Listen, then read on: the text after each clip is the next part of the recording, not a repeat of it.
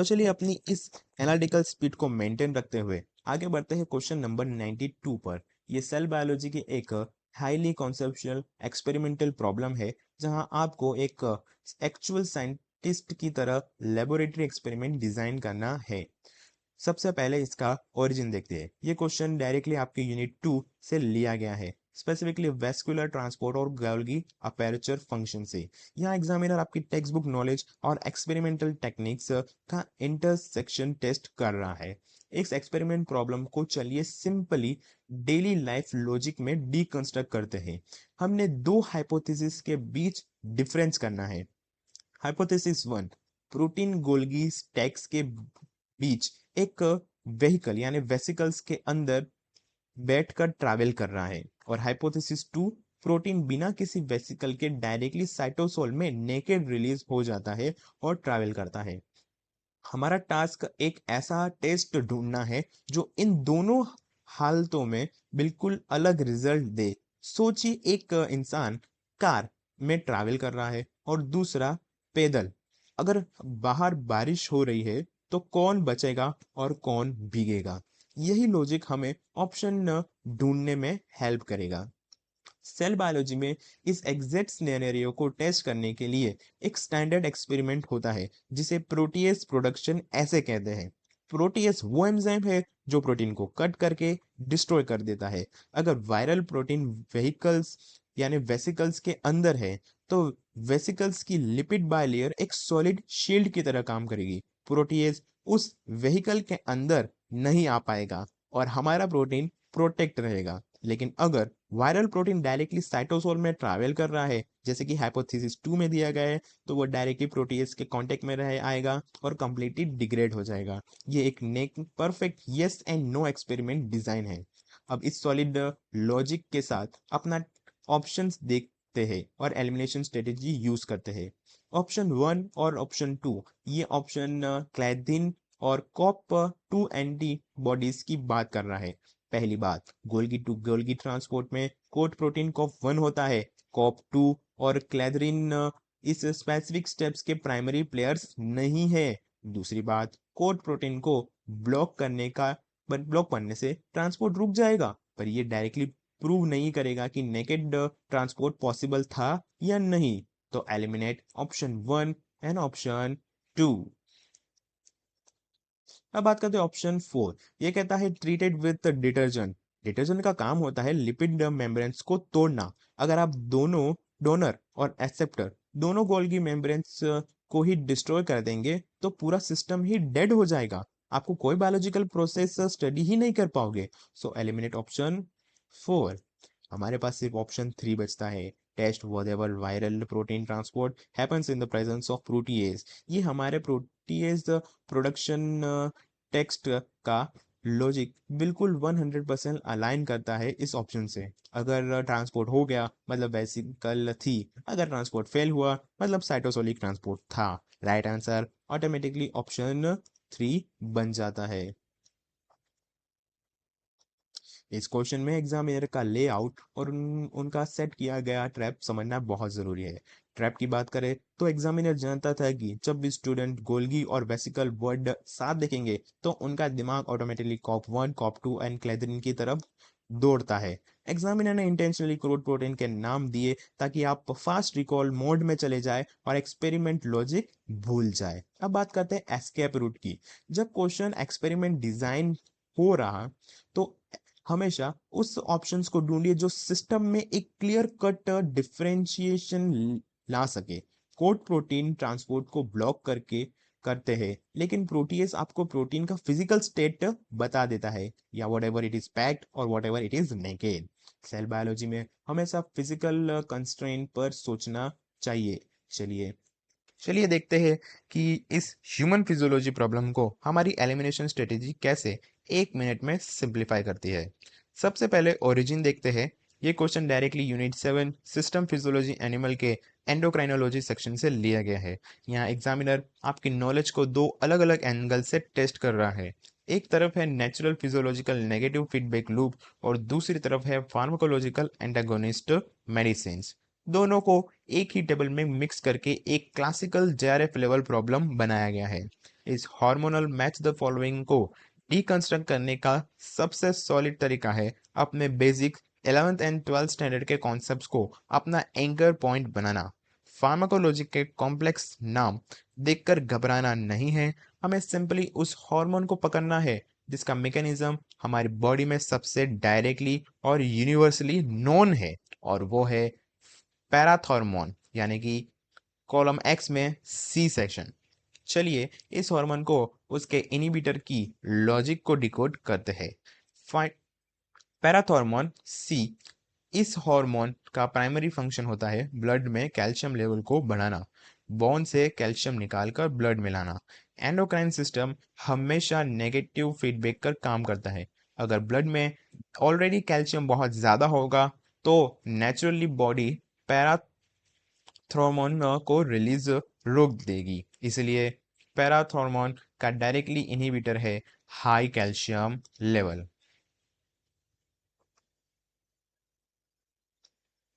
अब बात करते हैं ग्रोथ हार्मोन यानी ए की। ये एक बहुत स्टैंडर्ड डायरेक्ट फैक्ट है।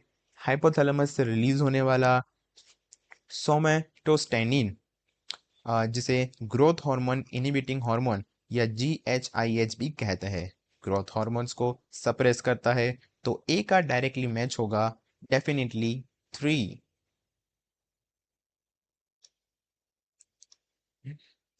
अब बात करते हैं फॉलिकल स्टिमुलेटिंग हार्मोन FSH।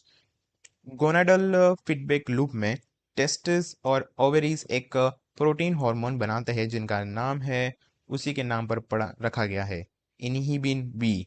ये सेलेक्टिवली एंटीरियर पिट्यूटरी पर जाकर एफएसएस को रिलीज को इनहिबिट करता है। तो डी का एग्जैक्ट होगा 2।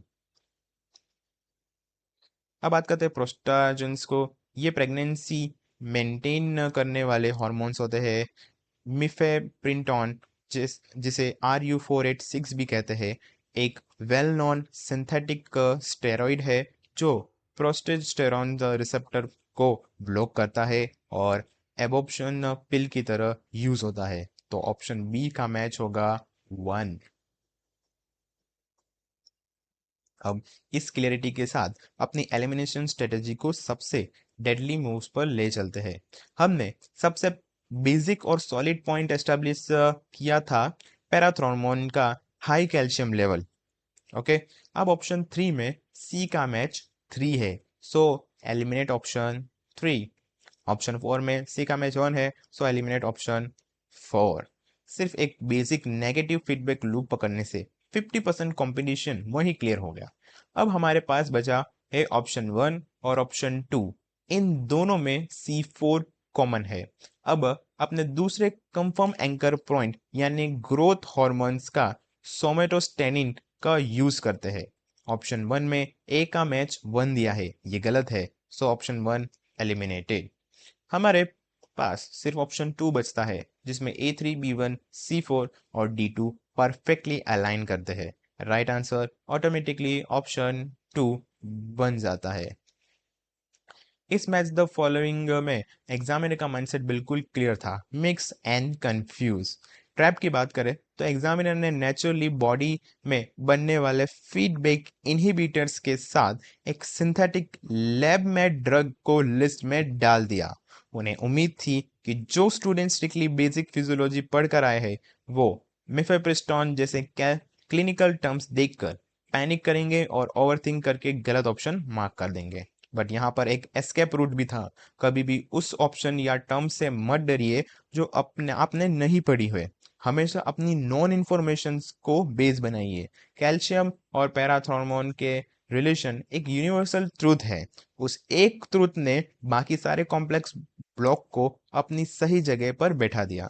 CSI नेट में सिलेक्शन इस बात से नहीं होता कि आपको सारी चीजें आती है, बल्कि इस बात से होता है कि जो आपको आता है उसको आप कितने एफिक्टिवली और एफिशिएंटली यूज करते हैं। चलिए इसी टॉप रैंक फोकस के साथ आगे बढ़ते हैं हमारे अगले क्वेश्चन पर। तो चलिए अब बिल्कुल उसी हाई एनर्जी और शार्प फोकस के साथ आगे बढ़ते हैं हमारे नेक्स्ट टारगेट पर, क्वेश्चन नंबर 94। ये जेनेटिक्स और प्लांट बायोलॉजी का एक बहुत ही ट्रिकी कॉन्सेप्चुअल प्रॉब्लम है, जहां एक छोटे से वर्ड को मिस करके से आपका 4 मार्क्स डायरेक्टली माइनस में जा सकता है। सबसे पहले इसके ओरिजिन को देखते हैं। ये क्वेश्चन डायरेक्टली आपके यूनिट 8 इनहेरिटेंस बायोलॉजी से लिया गया है, स्पेसिफिकली सेक्स डिटर्मिनेशन सिस्टम से। यहाँ एग्जामिनर आपकी उस नॉलेज को टेस्ट कर रहा है जहाँ प्लांट जेनेटिक्स के रूल्स एनिमल जेनेटिक्स से बिल्कुल अलग बिहेव करते हैं। ये कंपैरिजन हमेशा सीएसआई नेट का फेवरेट एरिया रहा है। इस क्वेश्चन को डीकंस्ट्रक्ट करते वक्त सबसे बड़ी गलती जो 90% स्टूडेंट्स एग्जाम प्रेशर में करते हैं, वो है आखिरी लाइन में स्कैन कर लेना। क्वेश्चन डायरेक्टली पूछ रहा है which combination contains all incorrect statement.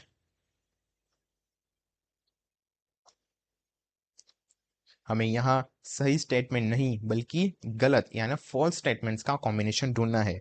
अपने पेपर पर हमेशा ऐसे वर्ड्स को बड़ा सर्कल कर लीजिए। दूसरी रीडिंग ट्रिक, बायोलॉजी में जब भी ऑल जैसे एक्सट्रीम या एब्सोल्यूट वर्ड आते हैं, जैसे स्टेटमेंट सी में है, तो मैक्सिमम चांसेस होता है कि नेचुरल उस स्ट्रिक्ट रूल को फॉलो नहीं करती, वो स्टेटमेंट्स गलत होते हैं।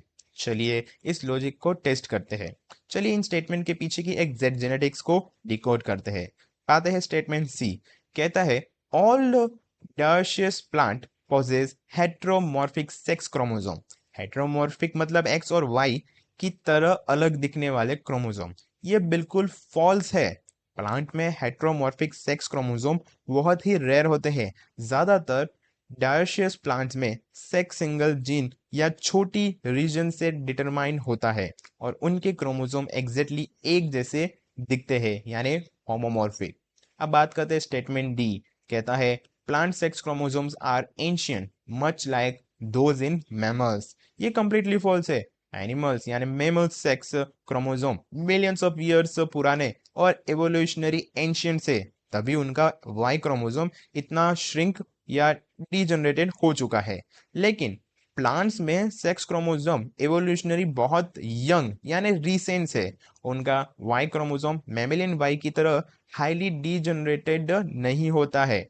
अब बात करते हैं स्टेटमेंट ए की।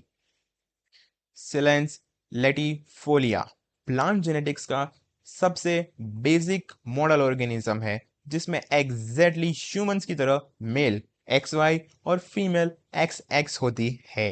ये फैक्चुअली बिल्कुल ट्रू स्टेटमेंट है।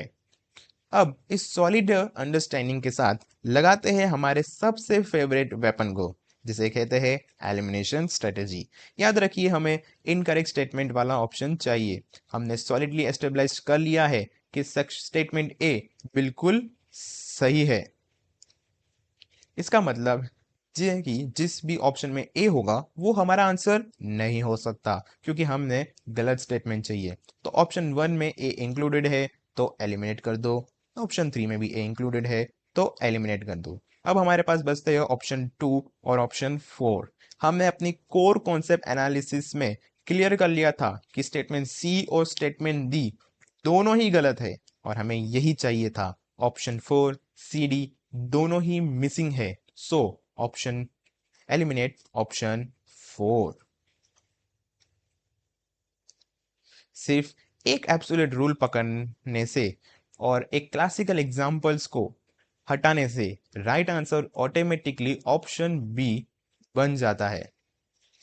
स्टेटमेंट बी या स्टेटमेंट ई की डीप टेक्निकलिटीज में जाने की जरूरत ही नहीं पड़ती, उन्हें पढ़ने की कोई जरूरत है ही नहीं। अब बात करते हैं में एग्जामिनर ट्रैप की। इनकरेक्ट वर्ड, अगर आप फ्लो में क्वेश्चन पढ़कर करेक्ट स्टेटमेंट ढूंढने लग गए तो तुरंत स्टेटमेंट ए और ई जो सच में वीक डोसेस कॉम्पेंसेशन दिखाते हैं को देखकर ऑप्शन 1 टिक कर देंगे। एग्जामिनर को पता है कि हमारा ब्रेन नेचुरली सही चीजें ढूंढता है। अब बात करते हैं दूसरे ट्रैप की। स्टेटमेंट डी, एग्जामिनर जानता है कि स्टूडेंट ह्यूमन जेनेटिक्स बहुत डिटेल में पढ़ते हैं। उन्होंने इंटेंशनली मैमेलियन वाई क्रोमोसोम का कॉन्सेप्ट प्लांट पर फोर्स किया ताकि स्टूडेंट प्लांट जेनेटिक ठीक से नहीं पढ़े, वो इसे जेनेरिक बायोलॉजिकल रूल्स मानकर सच समझते हैं। यहाँ इस क्वेश्चन में टोटल दो ट्रैप्स थे, बट साथ ही एक एस्केप रूट भी था। हमेशा ध्यान रखिए कि नेचर में हर किंगडम के अपने रूल्स होते हैं। एनिमल्स रूल्स को ब्लाइंडली प्लांट्स पर अप्लाई मत कीजिए।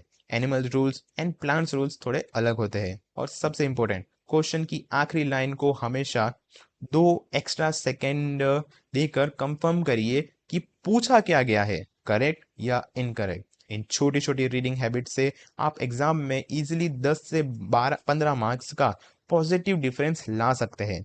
और जिस तरह अभी हमने बात की कि सभी ऑप्शंस पढ़ने की ज़रूरत नहीं पड़ती, सभी स्टेटमेंट्स पढ़ने की ज़रूरत हमें नहीं पड़ती, इससे आपका काफ़ी टाइम भी बच जाता है। और पार्ट सी में टाइम मैनेजमेंट ही आपको जेआरएफ दिलाता है।